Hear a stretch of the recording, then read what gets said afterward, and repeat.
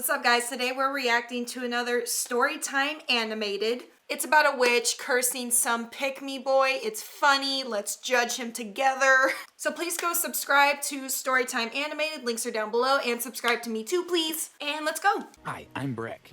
I consider myself to be a pretty attractive guy, but for some reason, the girls in my school didn't feel the same way. Oh, for some reason, girls just don't like me. Girls never pick the good ones. Shut up. You make me want to throw up. I was a few months away from graduating high school, and I had never dated anyone. I didn't know what it felt like to be kissed because I had never been kissed before. You think that's crazy? Wait till you see what happens at the end of this video. Playing the world's smallest violin for you, my guy. It'll be okay.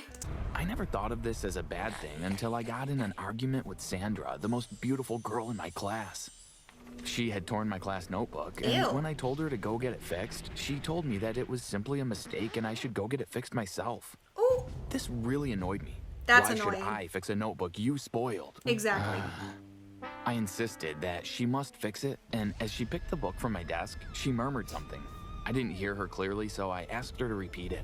This is why no girl likes you. She screamed. What? You're You? so mean and uncool, and I'm sure that nobody would ever want to press their lips on such mean lips. You She ruined put the my book in her notebook. school bag and angrily walked away, slamming And then the she door stole behind her. it? Wow, I thought. No girls like me? Okay, that was just For the mean. first time in my life, I felt like a total loser. Oh, calm I down. could feel tears well up in my eyes. I didn't want anyone to see me crying because it would ruin my reputation, so I had to hide somewhere.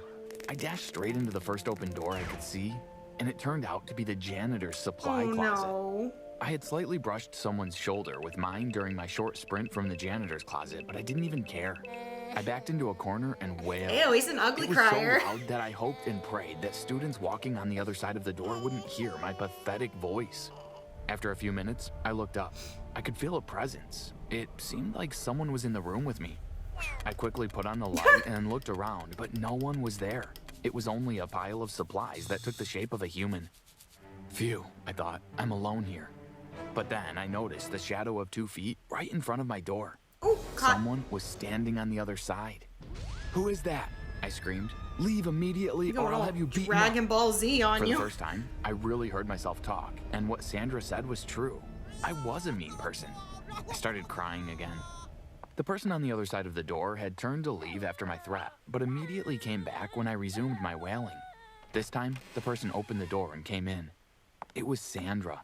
I'm Girl, what sorry do you about want? what I said. It was inconsiderate and really harsh. Yeah. She said, sitting down right beside me.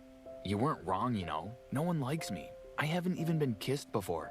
I wanted to start crying again, but Sandra leaned in and gave me a long, soft kiss. It's that easy? This was the best thing I had ever experienced in my life. But it was quickly ruined when my biology teacher opened the door. Oh no, PBA. She screamed and told me that she was going to report me to my parents for my bad behavior. You may think that it's not wrong for someone who's almost a high school graduate to kiss a girl, but my parents are very religious people. They would withdraw me from my school immediately if they found out. Comment below if your parents are like that. I feel so sorry for you. I guess that's one of the reasons I had never dated, apart from my meanness. I raced after my teacher and begged her not to tell my parents. I told her that I was ready to do anything, but she just wouldn't listen. She simply said that there was nothing I could do to Ew, change why are her you mind, holding him like and that? first thing on Monday morning, she was going to call my parents to come to the school, and she would break the news to them. I was so remember I told my mom that I got caught holding hands with a boy in school, and a teacher got really mad at me and said she was really disappointed in my inappropriate behavior because holding hands is Satan himself or something. And she said she would call my parents and write me up. And I told my mom, and she was like, okay, I don't care. Who cares? Whatever. Bye. As long as my parents aren't mad at me, I don't care how much trouble I get in at school. I didn't know what to do, so I stood there looking like a lost puppy. Sandra caught up to me and I told her what the teacher had said. That's good news then. She smiled like a crazy person. If she Okay. is going to call your parents first thing on Monday, then we have 2 whole days to change her mind. She said that there was absolutely nothing I could do to convince her not to break the news to my parents. I had to repeat this to Sandra because she wasn't really making any sense. How do you convince someone who's out to get you? Sandra kept smiling without replying. After a few minutes, her eyes lit up like she had just remembered something amazing. I could practically see a light bulb turn on right at the top of her head. I have a plan. Sandra said, dragging me out of school. I don't Let me trust her. take you somewhere. Sandra took me to a strange-looking house at the end of town where She she gonna murder you. introduced me to a witch whom I told my problem to. The witch told me that she could help me solve it for free, and I jumped around excitedly. A witch? She handed me a blue powder and told me that once I blow this into my teacher's face, she would forget everything she had seen in 10 minutes or less. Yeah, because it's I poison. took the powder happily and went straight to my biology teacher's house. Sandra told me that she wouldn't be following me, so she went back home. I knocked at my teacher's door, and she came out immediately. I blew the powder straight into her face and hid myself so she wouldn't know that I was there. Yeah, she just won't know that someone was standing right in front of her and went, I believed the powder would work, but I just had to stick around to confirm. My teacher was still standing outside, stunned, not knowing what had happened. Her husband met her at the doorway and asked her what she was doing there. She said she didn't know. Then suddenly she turned to look at him like he was a ghost. Who are you? She asked. And what am I doing here? OMG. you messed I up. had just come to the realization that the powder I had blown into my teacher's face had given her total amnesia. That wasn't what I planned to do. You ruined I just her. wanted her to forget what she had seen between Sandra and I. But, I mean, all's well that ends well, right? I didn't care much about that teacher, so I You were wasn't going so to try to fix it. selfish. I sneaked out of their compound and started whistling as I walked back home. But then I came to another startling realization. I didn't know the way back home anymore. I hadn't only forgotten the road to my house, I couldn't remember who I was, who my parents were, and what I was doing standing in the middle of the road. You got scammed. The only thing I could remember was the witch and the road to her house. What so a I walked there. coincidence. When I got there, I told her that I had forgotten almost everything and needed her help to remember. She laughed a very evil laugh and told me that if I wanted to get my memory restored, I needed to steal my parents' wedding rings and bring them back to her.